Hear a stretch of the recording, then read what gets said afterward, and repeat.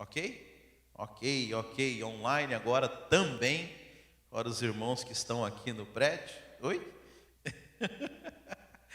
Amém? Glória a Deus. Quero começar contando um testemunho de algo que o Espírito Santo ministrou no meu coração essa semana.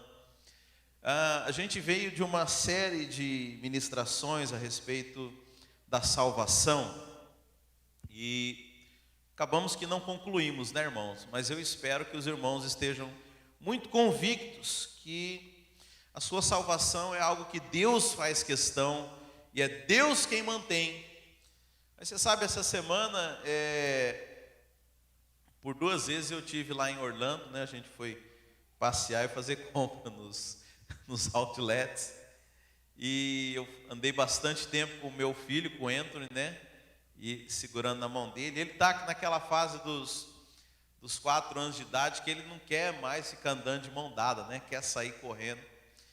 E eu me lembro que principalmente nas áreas ali, perto de onde passa carro para atravessar, mesmo aquelas áreas de estacionamento dentro do shopping, eu segurava firme na mão dele, e ele, por mais que se esforçasse para soltar da minha mão, eu segurava, porque eu sabia que a minha responsabilidade era de zelar pela vida do meu filho, né? Se ele escapasse da minha mão, poderia haver a possibilidade de que um carro pegasse ele.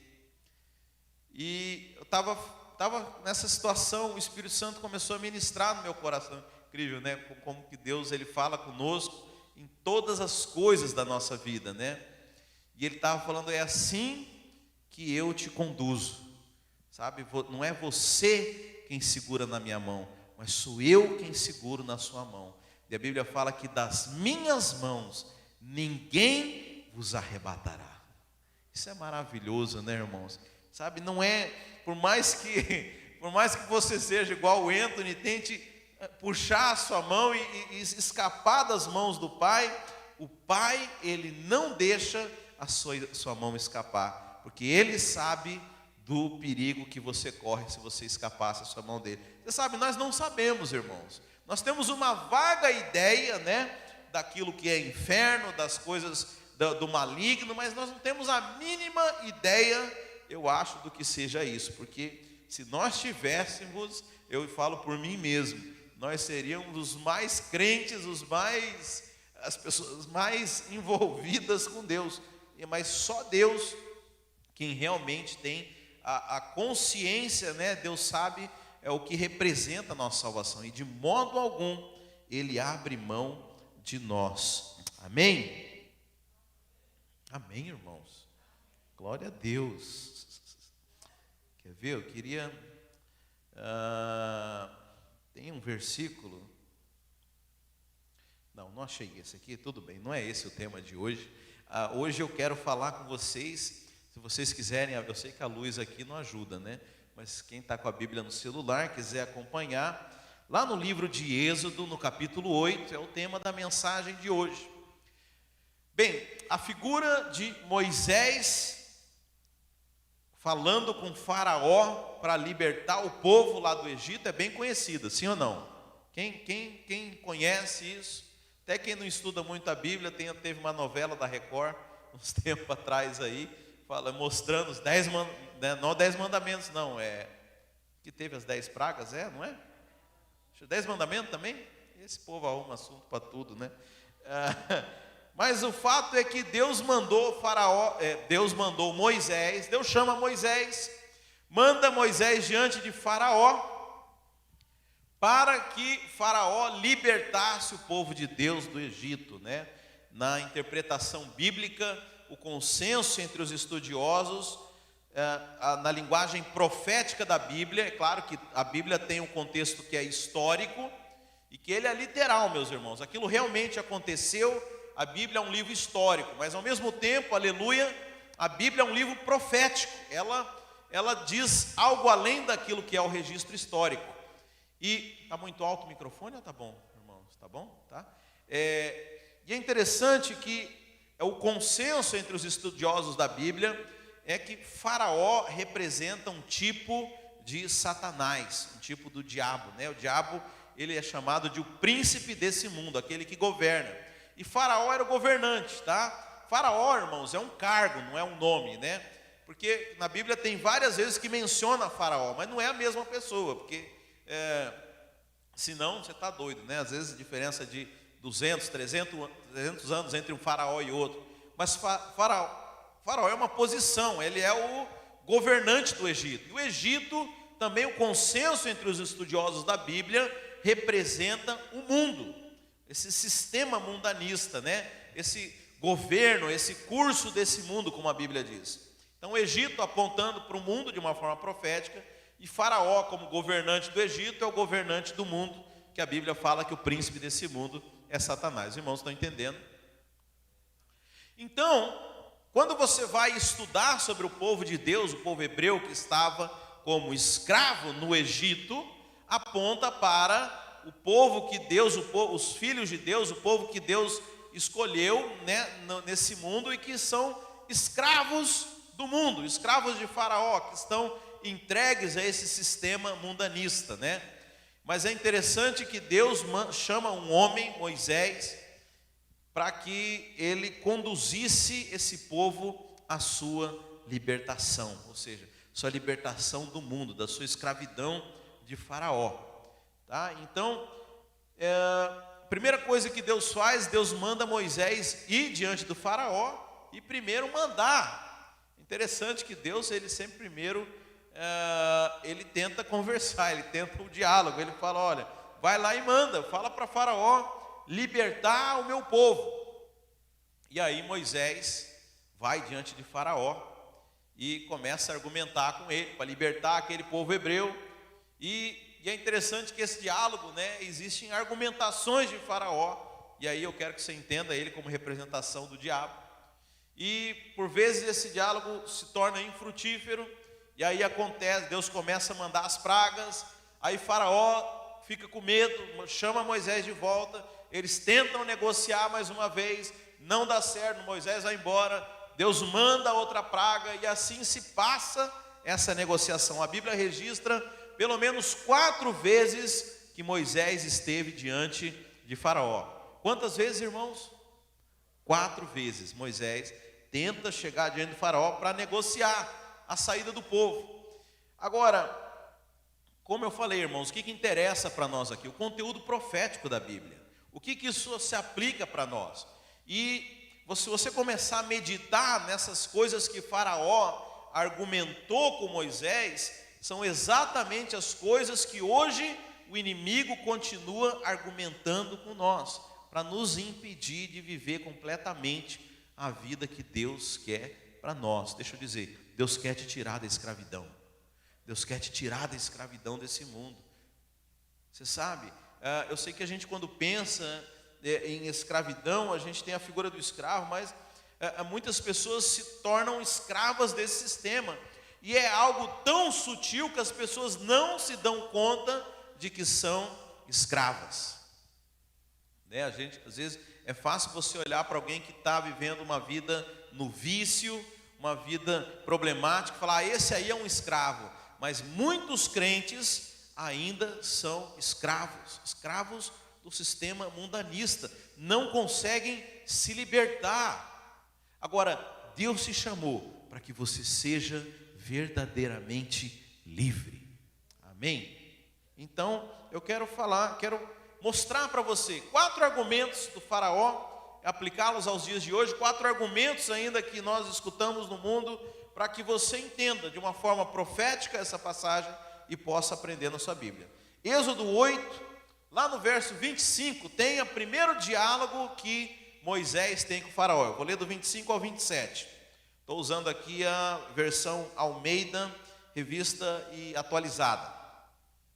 Chamou o Faraó a Moisés e a Arão e disse, isso depois de Moisés ter pedido para Faraó libertasse o povo, né? Então, depois Moisés chama Moisés e Arão e disse, Faraó chama Moisés e diz assim, ide, ofereceis sacrifícios ao vosso Deus nesta terra. Ou seja, tá bom, você quer adorar a Deus? Porque Moisés primeiro chega diante de Faraó e fala, olha, deixa o meu povo ir embora para poder ir prestar culto, para oferecer culto ao nosso Deus.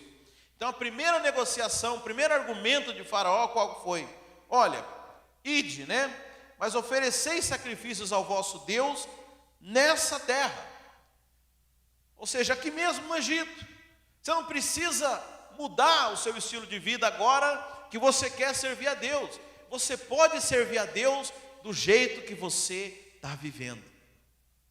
Você sabe que esse é um argumento que algumas igrejas têm até usado, né? Porque fala assim, venha como estiver. Deixa eu dizer, venha como estiver, mas você não pode ficar do jeito que você está.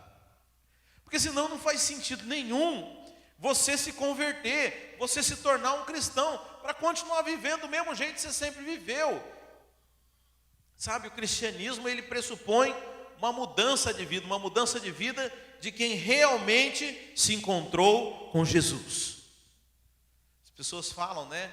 Às vezes jogam pedra na gente, que a gente não acusa as pessoas, a gente não fala de pecado. E eu estava meditando a respeito do encontro de Jesus com Zaqueu.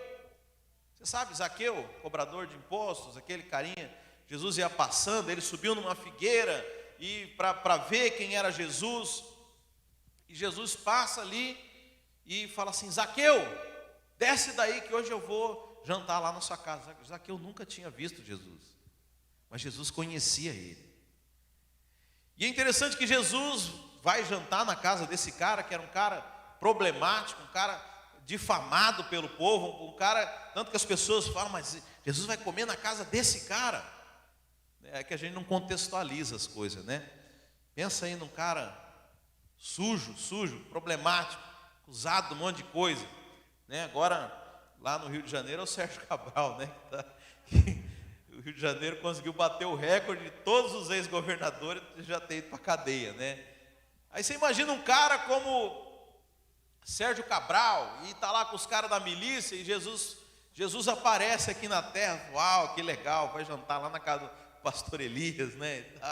Não, eu vou jantar lá eu vou tirar férias lá no sítio do Sérgio Cabral. Falei, ixi, você sabe, foi isso que Jesus fez.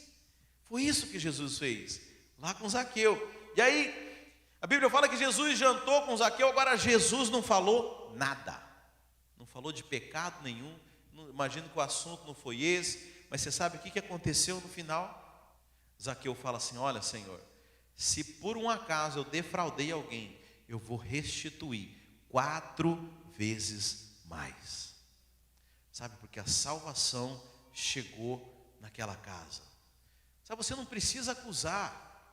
Na verdade, o que constrange as pessoas é quando você fala do amor de Deus. É quando você não precisa mostrar para ninguém que ela está fazendo pecador. Você sabe que até o ímpio, ele sabe o que é certo e o que é errado. Até o ímpio. Sabe, eu nunca esqueço uma vez que eu fui fazer evangelismo com um grupo e nós fomos lá no Brasil é conhecido como boca de fumo. Aqui é o drug dealer, né? Nós entramos naquele lugar lá e a pessoa que estava liderando nosso grupo, né, chegou para as pessoas, escuta, a gente pode fazer uma oração aqui nesse lugar? E, irmãos, é uma coisa impressionante. Tinha um rapaz de boné, ele já tirou o boné, e aí um outro estava mais no canto, assim, eu nunca esqueço disso, estava fumando um baseado ali, e no meu entender, o líder ali daquela boca de fumo, daquele lugar sujo e tal, falou, ô fulano, paga esse cigarro, não está vendo que está aqui? O homem de Deus que vai fazer uma oração por nós. Eu fiquei impressionado como o ímpio tem temor de Deus. Você sabe, às vezes mais do que o crente. Mais do que o crente. Agora então, o ímpio ele tem noção do que é certo e do que é errado. Você não precisa condenar ele, você não precisa dizer para ele que o que ele está fazendo que é errado. Você tem que falar para ele do amor de Deus. Você tem para falar para ele que Deus o aceita, porque a Bíblia fala que é a bondade de Deus quem produz o arrependimento em nós. É o amor de Deus, é o favor, esse Deus maravilhoso, cujo amor nos constrange, irmãos. E você fala, eu não posso fazer nada, a única coisa que eu sou tão amado, eu recebo tanto da parte de Deus, que a única coisa que eu posso dar em troca é amar Ele de volta. né? Esse papo furado das pessoas que falam assim: não prega a graça, que aí o povo vai pecar. Isso é conversa de imundo, isso é conversa de quem é sujo, porque eu tenho certeza que quem está escutando a palavra de Deus não está interessado em pecar, senão não estava aqui, irmãos. Mas a verdade é que quando você escuta que você é amado, independente do que você é, independente do que você faz, esse amor de Deus, quando você verdadeiramente conhece Ele, você muda de vida. O amor de Deus nos constrange, irmãos. Amém? Eu também não sei porque que eu estou falando isso, não tem nada a ver com o que eu vou pregar.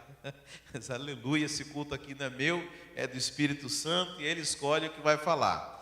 Enfim, Moisés então chega diante do faraó, e o faraó fala: tudo bem, quer adorar o seu Deus? Então, você sabe que a primeira, eu não coloquei aqui no texto, devia ter colocado no meu esboço aqui. O primeiro encontro que Moisés tem com o faraó, e ele pede para faraó libertar o povo, você sabe o que faraó responde para Moisés?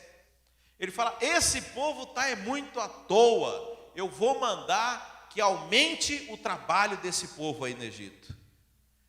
Ele fala assim que Moisés falou: olha, antes vocês recebiam as palhas e tinham que fazer tijolo, agora vocês vão ter que ir lá buscar as palhas para fazer o tijolo, e eu quero que o rendimento continue o mesmo. E é interessante, irmãos, que às vezes eu cansei de ver pessoas assim que se convertem, que começam a frutificar na igreja, participar das coisas, e o que faraó faz? Aumenta o trabalho dessa pessoa. Daqui a pouco: pastor, está muito bom, está muito legal, mas agora eu não posso mais participar do curso aí na terça-feira, porque eu consegui um emprego, você sabe, mas é bênção de Deus, foi Deus que mandou esse trabalho. Eu falei: imagino, né?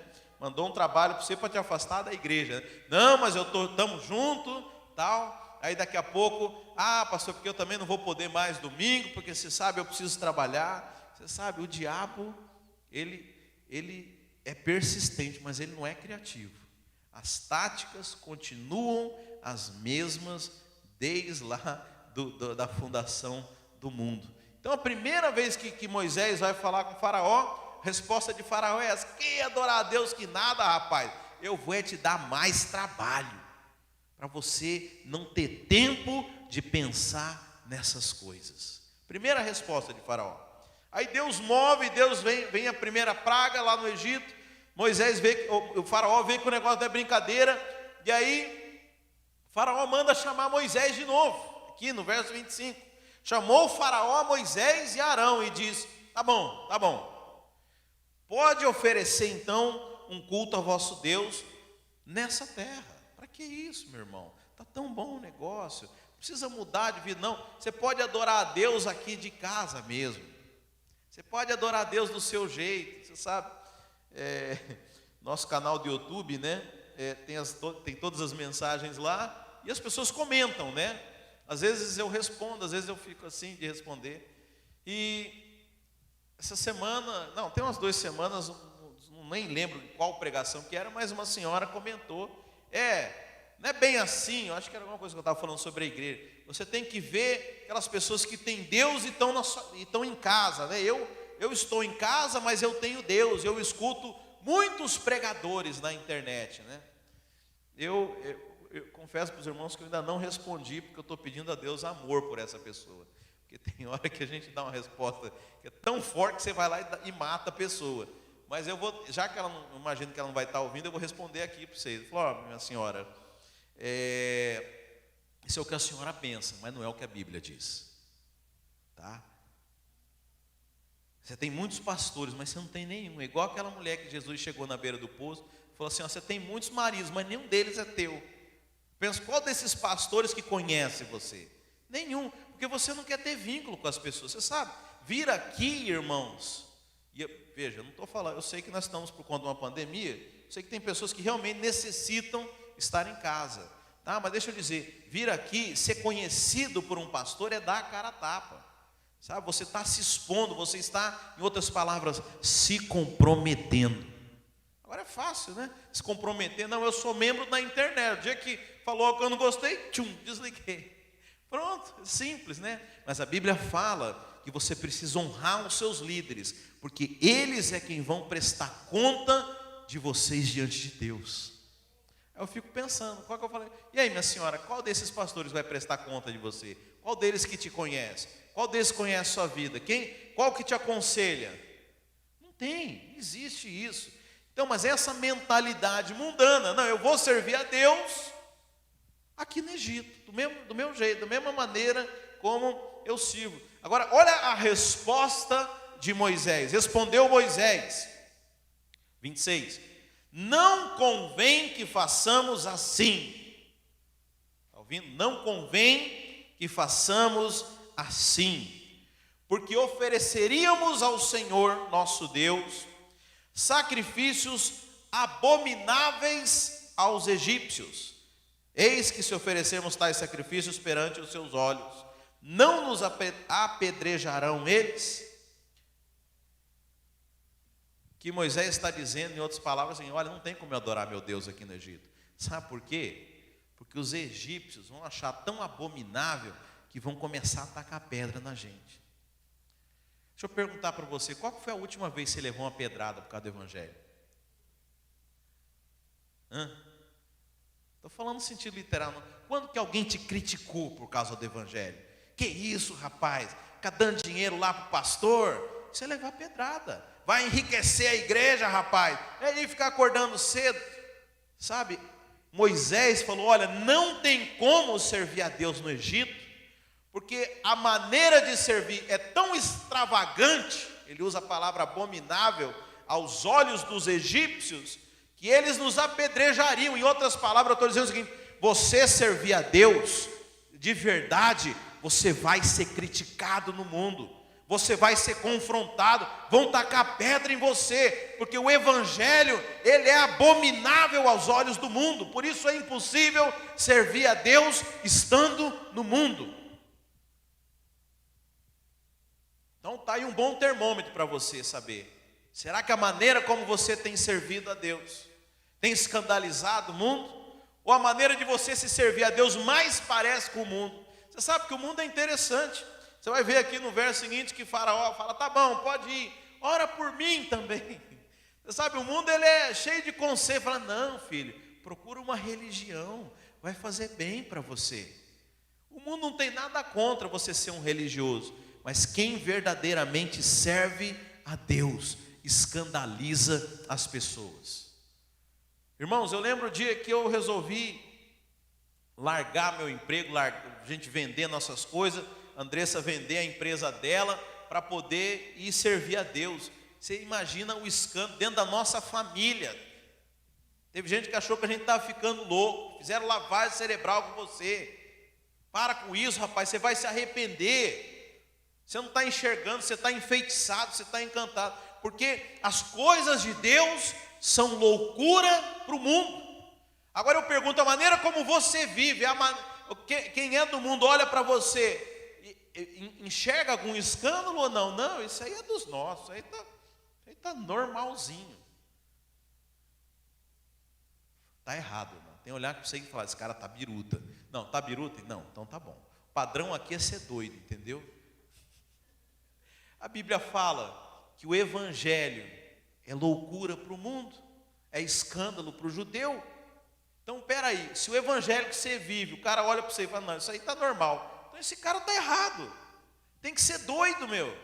Tem que ser escândalo. Se não tacar pedra em você, é porque você está cultuando da maneira do mundo e não da maneira de Deus. Moisés entendeu isso, falou, não tem como eu servir a Deus aqui no Egito, porque vai escandalizar esse povo vai tacar pedra, porque aquilo que o crente faz é loucura para o mundo.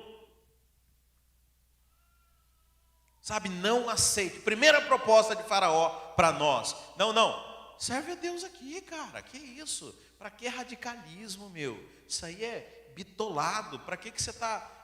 Não precisa ser desse jeito, não. Não é assim que o mundo fala, irmãos. Não é assim, não, que isso? Não, dá para conciliar aqui, ó. Você dá um jeito aqui de cá. Não dá.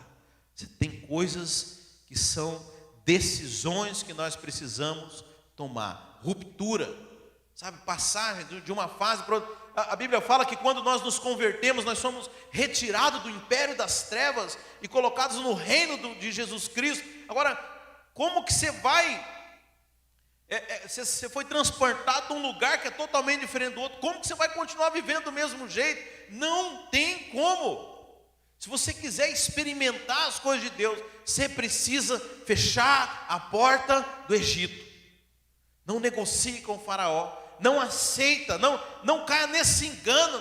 Esses caras aí é bitolado demais, é muito paranoico. Sabe, você vai encontrar de tudo. O humanismo agora, né, está acabando com a igreja. Está acabando, porque tudo é meia verdade, é mais ou menos assim, dá para conciliar. Não tem como. Amém? Essa foi uma primeira negociação, primeira vez que Faraó começou a ceder, né? Mas aí não entraram em acordo, Moisés foi embora, Deus mandou uma praga, aí Faraó chama Moisés de volta aqui, deixa eu melhorar essa proposta, né? Agora olha lá então, Êxodo 8, verso 28, o que Faraó diz então? Bem, tudo bem, já que não dá para servir aqui no Egito, vamos lá. Então disse Faraó: deixar-vos-ei ir, para que ofereçais sacrifícios ao Senhor vosso Deus no deserto. Somente que saindo, não vades muito longe. E ora por mim também lá na sua igreja, tá? Lembra de mim lá na sua religião. Olha que bonito que Faraó fala, né? Qual que foi a segunda proposta de Faraó? Tudo bem, quer servir a Deus, mas não vá muito longe não. Fica aí, Você não precisa ser radical, meu filho. Não precisa ficar doido, não. Você pode servir a Deus, mas faz tranquilo, né? Você faz as coisas devagar, sem radicalismo. Esse negócio de radicalismo aí, você sabe, não dá certo. Em outras palavras, não vá muito longe. Agora, por que Faraó não queria que fosse muito longe, irmãos? Se você olhar o Egito está no meio de um deserto. Então, qualquer lugar que esse povo caminhasse, e caminhasse só um pouco, eles iam estar num deserto. Eles nunca iam chegar a lugar nenhum. Muito menos aonde Deus queria levar eles. Que era... Onde que Deus queria levar o povo? Canaã. Que representa o lugar da promessa. Sabe, esse é o problema dos crentes. Eles até conseguem sair do mundo, mas eles caminham um pouco, eles vão até certo ponto, eles vão até um limite. Você sabe, eu já vi muitas pessoas servirem a Deus, e elas falam assim: pastor, eu quero servir a Deus, então eu vou servir a Deus dessa forma aqui. É bênção, melhor do que não servir. Mas deixa eu dizer, você ainda limitou. Não, eu sirvo, mas eu estou dando isso aqui, o que eu vou servir a Deus nesse tanto aqui, tá? Qualquer coisa, e é interessante, porque nós somos uma igreja que relativamente, você sabe, eu ouvi um pastor aqui quando eu cheguei nos Estados Unidos, e ele falou assim, 2 pastores eu vi isso, você já virou um sofisma para pastorança. Um crente médio nos Estados Unidos, ele dedica 2h30 por semana para a igreja. Você não vai conseguir mais do que isso. Qual é que eu falei? Arreda de mim, Satanás, igual Jesus para Pedro. Aparta de mim, Satanás. E eu fiz as contas aqui, hoje o culto está reduzido, mas a gente ficava 1h30 no domingo aqui, ficava 2 horas na célula, tinha mais 1h30 de curso. Falei, já bateu, já ganhamos dos gringos, já temos por semana aqui, já deu 4 horas, e sem contar o nosso tempo de comunhão, que nós somos bons nisso, né, irmão? Churrasco, comunhão, a gente vai com força, né? Mas eu percebo que as pessoas, elas falam assim, não, eu vou servir a Deus domingo, terça-feira no curso, sexta-feira na célula. Aí se o pastor liga, fala, irmão, me ajuda aqui, tal coisa, no sábado. Não, porque já foi além daquilo que ele estabeleceu. Então ele serve a Deus numa medida. E irmãos, eu estou falando, não é mal, tá? Não é mal, porque pelo menos você serve a Deus. O problema é mais com você, sabe qual que é? Porque Deus quer te levar para um lugar e você está dizendo, não, eu vou até aqui. E esse é o problema. Muitos crentes, eles saem do Egito, mas eles caminham um pouco. E o caminhar pouco não leva eles até Canaã. O cara fica lá parado no meio do deserto. Porque em volta do Egito só tem deserto. Você nunca chega porque você nunca andou o suficiente. E aí você fica nesse meio termo, fica nesse limbo espiritual, fica nesse vai e não vai. A vida cristã não deslancha, você não experimenta. Mas engraçado, porque eu aceitei a Cristo, eu decidi, eu fui, eu aceitei o apelo, eu levantei a mãozinha, eu fui lá na frente, o pastor orou por mim, eu batizei, eu vou no culto, mas parece que o negócio não deslancha na minha vida. Quantos já, não precisa levantar a mão não, mas quantos já viveram isso? Quantos estão vivendo isso?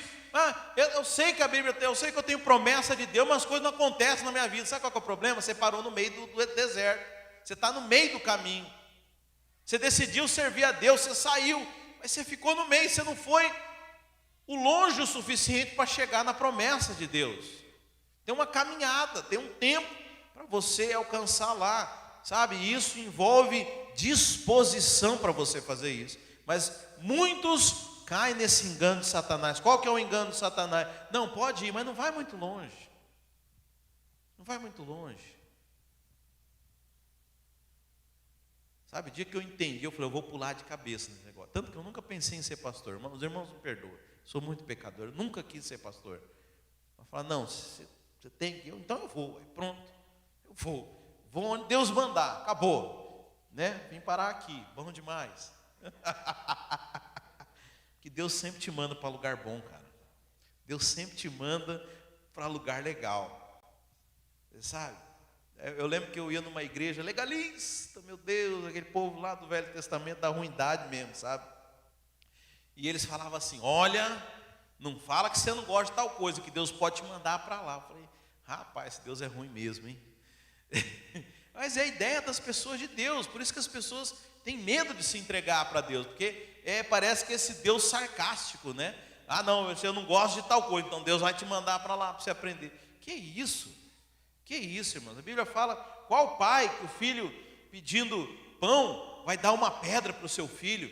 Agora a Bíblia fala que nós somos maus pais, Deus sabe dar o que é melhor para nós. Talvez o que Deus possa te dar para você naquele momento não pareça ser o melhor, mas é sempre o melhor. Deus sempre te dá o melhor. Mas a minha pergunta é, até onde você está disposto? Quais são os limites que você estabeleceu? Não estou dizendo que você não está servindo a Deus, mas é como eu falei, muitas pessoas servem de uma forma dentro de um limite. Não, isso é too much, é muito para mim isso aqui. É o que o Faraó fala, serve, pode servir, mas não vai muito longe. Deixa eu dizer, só alcança a promessa quem vai longe, porque a promessa está longe, tem uma caminhada. Tome essa decisão, sabe, não caia nesse engano do mundo. Mas olha aí, fanatismo, que coisa. Aí é demais também, né, pastor? Vem me dizer, vem me pedir isso. Sabe, é você quem decide até onde você vai. Agora, Deus quer te levar para lugares onde você nunca imaginou. Só depende de você. Eu fico pensando um ministério como o do Billy Graham. Um cara que era conselheiro de presidentes aqui nos Estados Unidos. Quando ele morreu, teve a honra de ser velado num lugar onde só os presidentes foram velados. Um cara assim, uma unanimidade. Eu fico pensando o que esse homem tem, que eu não tenho. Não tem diferença nenhuma. É o mesmo Espírito Santo, a não ser que eu acredite que ele fez na força dele, que ele fez na carne dele, que ele fez no mérito dele. Mas se eu acredito na graça de Deus, aquilo que Deus deu para ele pode dar para mim. Qual que é a diferença? É a minha disposição. A minha disposição. Deus falar para você, vai lá em tal lugar que eu vou te dar a vitória lá. Você vai ou você fica com medo? Se você for, Deus vai honrar o que Ele falou para você. Se você não for, você não vai receber, Simples assim, Deus não vai forçar nada na sua vida. Nós é quem limitamos o agir de Deus nas nossas vidas. Porque a Bíblia fala que as mãos de Deus não estão retidas para que não nos possam abençoar. Eu quero dizer, tudo que você quer, tudo que você precisa, tudo que Deus deseja te dar, já foi dado, já foi entregue, já está consumado. Depende apenas da sua fé, de você acreditar, de você agir, de você levantar e vencer a batalha. Agora, ninguém ganha batalha no sofá de casa. Se eu estiver de joelho orando, mas se não for desse jeito, se tiver só assim, meio, sabe, né? Meio dormindo assim, ninguém ganha batalha desse jeito, irmãos. Não é desse jeito que Deus quer fazer. Deus não está criando filhos mimados. Deus podia dar a vitória na sua mão? Podia. Mas Deus não está criando filhos mimados. Deus está criando seus filhos para governar o universo. Sabe, Deus está criando valentes, Deus está criando guerreiros. Sabe, por isso Ele não vai mimar filhinho mimado, filhinho emburrado, filhinho fazendo beicinho. Deus não vai admitir isso, irmãos. Não é isso que Ele quer para nós, não. Sabe, Deus está forjando caráter de guerreiros, daqueles que vão governar a terra com Jesus Cristo. A Bíblia fala que nós vamos julgar os anjos, lá em Hebreus fala isso. Ora, que tipo de crente, qual que você acha que é o perfil do crente que vai fazer isso? Crente que está, crente mimimi, já ouviu falar de crente mimimi? Para com isso, rapaz, toma vergonha na cara. Deus está te chamando para fazer a obra, para conquistar. Para de ficar pensando pequeno. Amém? Mas o que o faraó quer? Não vai muito longe não. Fica aí, ó, tá de boa, tá relax. Só o culto domingo, tá tranquilo, se senta, você volta para casa, vai viver a sua vida. Isso é o que o faraó quer. Mas glória a Deus que Moisés não aceitou. Então ele sai de lá, Deus manda a praga, o faraó manda chamar Moisés de volta. Aí lá em Êxodo 10, no verso 10, o faraó chamou de volta Moisés. E aí disse assim, faraó: seja o Senhor convosco, caso eu vos deixe ir, seja o Senhor convosco, caso eu vos deixe ir, e as crianças, vede, pois, tende conosco más intenções. Não há de ser assim, ide somente vós, os homens, e servi ao Senhor, pois isso é o que pedistes. E os expulsaram da presença de Faraó. Bem, ficou meio rebuscado aqui nessa versão ao meio, mas em resumo é o seguinte: Faraó falou assim: vocês querem ir, então tá bom, deixa os homens ir, mas deixa as mulheres e as crianças aqui de garantia. Em outras palavras, você serve, mas sua casa fica, tá bom? Você não precisa, tá bom, só você, né? Não tem por que você ficar. Deixa comigo aqui as mulheres e as crianças de garantia. Sabe o que o mundo tem proposto? Infelizmente, irmãos, muitos têm caído nesse engano. É buscado só a sua decisão e esquecido os seus, negociado a sua casa. Por várias vezes, né, você sabe, o tema de criação de filhos é um tema que para mim é um tema muito caro, né, porque eu principalmente me tornei pai, tem questão de 4 anos, e é algo que me chama a atenção. E uma coisa que eu já aprendi, irmãos, é que aquilo que a gente faz é o que eles aprendem, não o que a gente fala. E eu me lembro que uma vez uma pessoa falou assim: pastor, hoje nós não fomos na igreja porque meus filhos acordaram, estava com muito sono, eu fiquei com dó deles. Eu falei: então tá, não precisa ir na igreja, não precisa ir no culto. Eu falei: ok, muito bom, muito bom. É assim também no dia de semana, quando ele tem que ir para a escola? Não, a escola não pode ter falta, né? Então, e eu falei: olha, eu sei que não é essa a tua intenção, talvez até seja inconscientemente, mas o que você está ensinando para o seu filho, que a escola é importante, a igreja não. As coisas do mundo são importantes, a igreja não. Quando você é pontual no trabalho e não é pontual na igreja, você está dizendo que o trabalho é importante, a igreja não.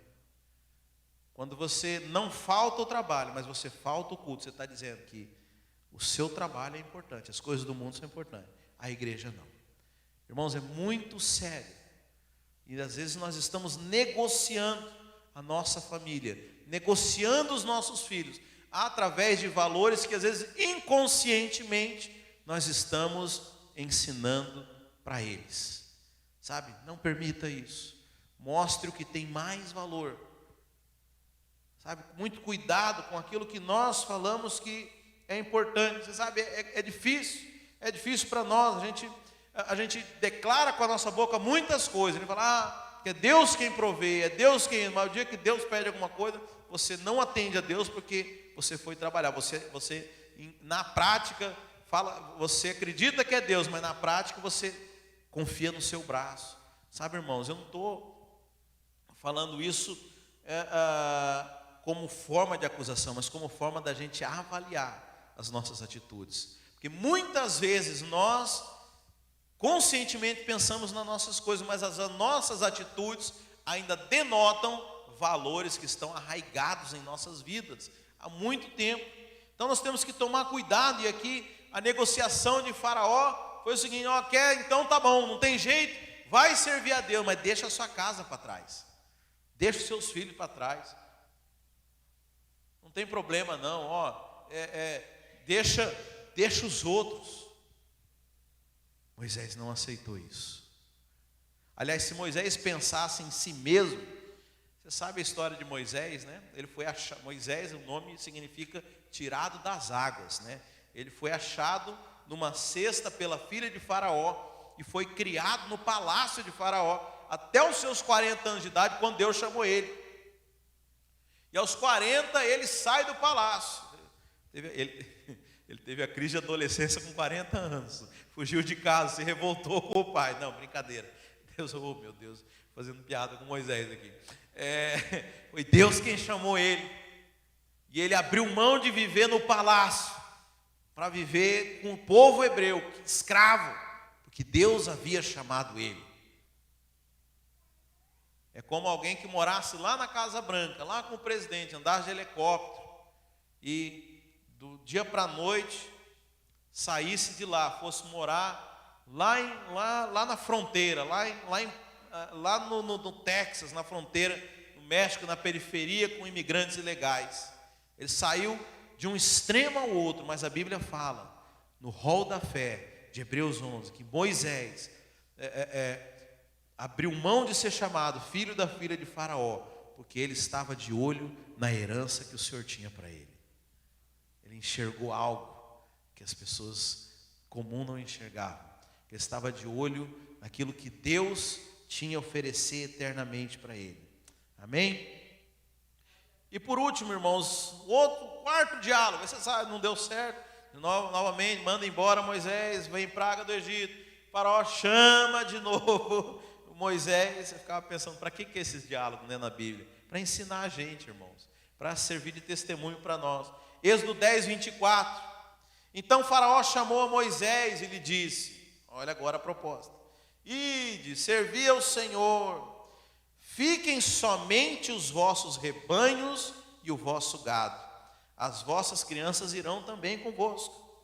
Você sabe, em outras palavras, tá bom Moisés, pode ir embora, leva as mulheres, leva as crianças, pode ir aonde você quiser, mas faz o seguinte, deixa o seu rebanho, deixa o seu gado aqui no Egito. Em outras palavras, as suas riquezas, deixa elas aqui no Egito. Deixa elas continuar servindo ao mundo. Agora olha a resposta que Moisés fala. Respondendo Moisés: também tu nos tens de dar em nossas mãos sacrifícios e holocaustos que ofereçamos ao Senhor nosso Deus. E também os nossos rebanhos irão conosco. Nenhuma unha ficará, porque deles havemos de tomar para servir ao nosso Deus. Eu já falei isso aqui, irmãos. Os nossos bens são para que nós possamos servir a Deus. Riqueza não tem sentido, ela tem um propósito: servir a Deus. Qual que é o problema das pessoas? Qual que é o problema no meio dos crentes? Eles buscam a prosperidade para deixar o dinheiro deles lá no Egito, para servir a Faraó com o dinheiro deles. Eu quero carro, eu quero mansão, eu quero iate, eu quero o quê? Para viver lá no mundo, e não para servir a Deus. Deixa eu dizer, se você é de Deus, aquilo que você tem que servir a Deus.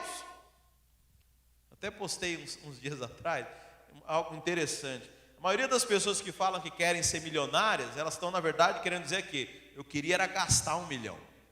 O que não tem, que é exatamente o oposto de ser milionário, que o milionário não gasta 1 milhão. E a maioria dos crentes, quando busca prosperidade, ele busca para voltar para o Egito, para gastar lá no Egito. Na maioria das vezes, se você for ver, e veja, eu não estou fazendo apologia da miséria aqui, tá, irmãos? Você tem voto? Não, eu tenho voto de riqueza, não tenho voto de pobreza, não. Riqueza é de Deus, é bênção. Eu louvo a Deus por ter dinheiro, porque isso me possibilitou estar aqui, por isso me possibilita fazer a obra de Deus. Agora, o problema é quando o dinheiro tem você. O que é o dinheiro ter você? É o dinheiro falar, não, você tem que me comprar. Parece aquele carro novo, me compre. Aí o cara sai igual um doido, eu vou fazer hora extra, eu vou trabalhar domingo, eu vou trabalhar na segunda e terça, porque eu preciso comprar. Me compre. Isso é o dinheiro quando ele tem você. O dinheiro não é para isso, tá? E como eu falei, não estou fazendo apologia de miséria, irmãos. Porque a Bíblia fala que nós temos que ter a ampla suficiência. O que é isso? Você ter tudo o que você precisa. E não é, eu gosto dessa palavra, porque a Bíblia não fala que tem suficiência.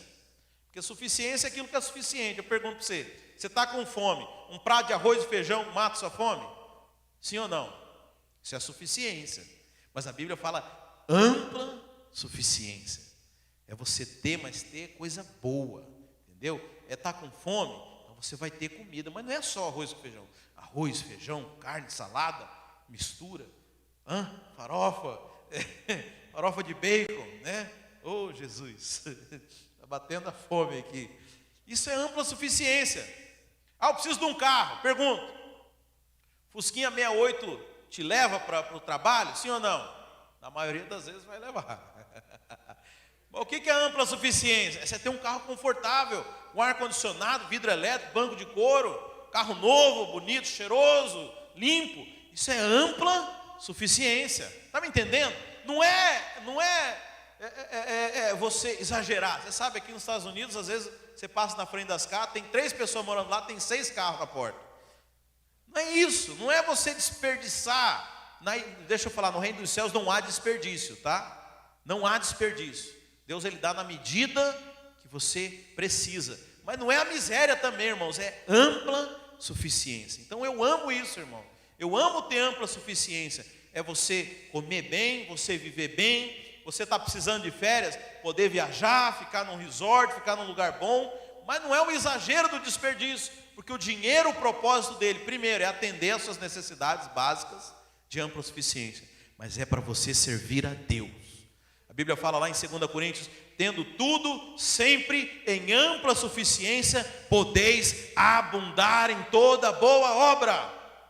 Eu pergunto, o dinheiro que você tem hoje, você pode abundar em toda boa obra? A igreja está precisando de tal coisa. Não, está aqui minha oferta. Eu vou ofertar um aparelho de ar-condicionado novo para a igreja. Você tem para isso?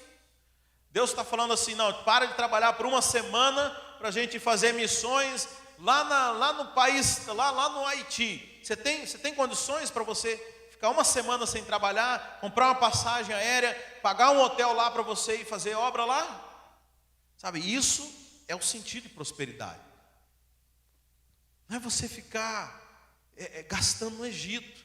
O que é gastar no Egito? É você se tornar servo, escravo dessa dependência. Sabe, não tem nada contra ir na Disney. Já fui na Disney, é lugar bacana pra caramba. Fico cansado, não gosto de parque, mas é bonito. Tem problema de ir lá? Não tem nenhum. O problema é você virar escravo. Todo domingo você tem que estar lá, porque comprou um passe, e aí tem que valer o seu dinheiro. Todo domingo você está batendo ponto lá com o Mickey. Aí está com problema, vai orar para o Mickey, uai. Vai pedir para o Pato Donald te ajudar. Oh, Jesus. Está me entendendo, irmãos? É muito sutil. É muito sutil. Eu não quero que os irmãos caiam nesse extremo da miséria e da pobreza. que não é isso que Deus quer para nós. Mas veja, muito cuidado para Faraó não estar dominando as suas riquezas. Tudo que você tem é para que você possa viver bem e fazer a obra de Deus com excelência. Sabe, eu quando busco riqueza, é para poder fazer a obra de Deus, para poder fazer mais. Eu sinto que eu faço tão pouco, irmãos, podia fazer tanto, e essa é a minha oração a Deus. Deus, eu quero ter condições de fazer muito mais, porque é hipocrisia, sabe, essas pessoas que falam, a obra de Deus não precisa de dinheiro, isso é hipocrisia. Jesus estava pregando para 5.000 pessoas, e aí acabou a comida, e aí? Os discípulos falaram, vai ter que dispensar, vai ter que mandar embora o povo, porque não tem dinheiro para comprar a comida. Quer dizer, o ministério de Jesus também necessitava de recursos naturais. Jesus tinha tesoureiro. Fala assim, eu nunca vi na Bíblia que Jesus tirava oferta, né? Já viu aqueles hipócritas, né? Mas Jesus tinha tesoureiro. Você acha que ele contava o que, o tesoureiro? Grão de areia? Seu mané, fariseu. Você sabe que quem fica com essas implicâncias é quem é mesquinho. É justificativa para não dar. Até hoje eu só conheci uma única pessoa, irmãos, que era contra o dízimo, mas porque ele gostava de dar mais. Todo mundo que eu ouço falar que é contra o dízimo é porque quer dar menos. Eu só conheci um cara nessa vida que era contra o dízimo e ele de fato dava mais do que o dízimo de oferta para a igreja. Ele entendia, e é um cara próspero, se tornou próspero por causa disso. A Bíblia fala que a alma generosa prosperará, será próspera. Então, irmãos, a última negociação, vamos recapitular aqui as 4 negociações. Faraó, primeira, sirva a Deus aqui no mundo mesmo, não precisa sair daqui, você pode servir a Deus no mundo, no Egito. Segunda negociação, ok, quer sair do Egito? Então não vai muito longe não, fica aí pelo deserto, fica aí desse jeito, vivendo essa vida miserável. Você sabe, irmãos, que crente que vive vida miserável não faz mal para o inferno, não dá problema. Sabe, crente que vive no deserto não dá problema para Faraó, não dá problema para o diabo. Ele vive, fica nessa vidinha mais ou menos, não dá conta nem de resolver seus problemas. Como é que vai ajudar os outros a resolver? Então esse aí não faz mal para o inferno. Então é a segunda negociação, vai, mas não vai muito longe. Terceira, ok, tem quilômetro, tudo bem, vai só os homens, deixa a sua casa, esquece, não, deixa os seus, não tem problema não. Quando eles crescerem, eles vão decidir a religião deles, né? Já ouviram isso? Que bonito. O diabo está investindo na vida deles desde criança. Tem desenhos que o meu filho de 4 anos, eu procuro estar sempre por perto, assistindo junto com ele, vendo o que ele está assistindo, porque tem desenhos do inferno. Então eu quero dizer que o diabo investe na vida das nossas crianças desde cedo. Aí o crente bocó, quando ele for adulto, né? Aí quando vira adolescente, se revolta, sai da igreja, mas ficou a infância inteira lá, disponível. Você não fez nada, não ajudou, entendeu? Então não negocie isso. E por último, não permita que Faraó seja dono dos seus bens. Seus bens são para servir a Deus. Não deixa os seus bens no Egito, mas traga os seus bens para servir a Deus. Amém, meus queridos? Glória a Deus. Fica de pé. Vamos orar ao Senhor. Pedir a Deus que confirme essa palavra em nossos corações e que nós não venhamos a negociar em instância nenhuma com o príncipe desse mundo. Que nós sejamos nesse aspecto radicais, né? Eu sei que o mundo acha pejorativo isso, né? Você é um fundamentalista, você é um radical. Eu sou assim mesmo. Tem valores que são inegociáveis. Tem coisas que a gente pode até negociar, mas tem coisas que são inegociáveis, irmãos. Porque são coisas que vão corroendo, né? Me lembro de uma historinha também, que de uma história que conta que o diabo falou para o cara assim: olha, eu posso te dar uma casa, mas eu só quero direito de colocar um preguinho na parede da sua casa. O cara falou: o que é um preguinho, né? Dentro de uma casa, né? Aí ele ganhou aquela casa linda, bonita. A hora quando ele entrou, tinha lá uma carniça pendurada naquele preguinho, né? E a casa inteira mal cheirosa, né? Porque ele decidiu negociar. Claro que é só uma historinha, mas quantas vezes nas nossas vidas a gente permite que o diabo faça negócios conosco? A gente permite, às vezes de forma inconsciente. A gente acaba aceitando, porque é o padrão, né? Nós crescemos vendo isso. Todo mundo está fazendo, né, pastor? Daqui a pouco vai ter a festa do Halloween. Todo mundo comemora, né? Por que não?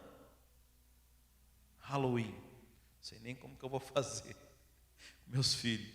É problema, gente, é difícil. Tem como esconder, tudo quanto é lugar que você vai, tem caveira pendurada. Vai falar o quê para a criança? Lidar com o mundo, irmãos, não é fácil. Vai levar pedra? Vai.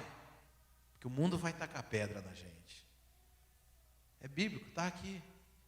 Jesus falou também: olha, não se admire se o mundo vos odiar. Eles odiaram a mim. O servo não pode ser maior do que o seu mestre. Sabe, você tem sido mais amigo do mundo ou você tem sido odiado pelo mundo?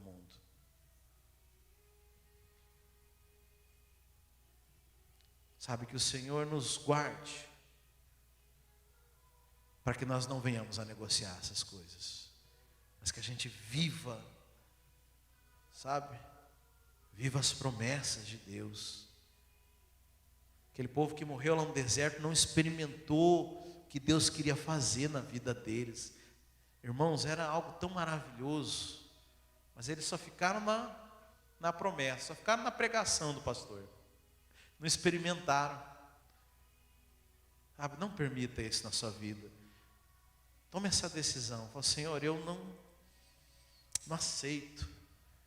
Não aceito viver nada menos do que aquilo que o Senhor tem para mim. Eu não aceito. Oh, Espírito Santo de Deus, feche os seus olhos.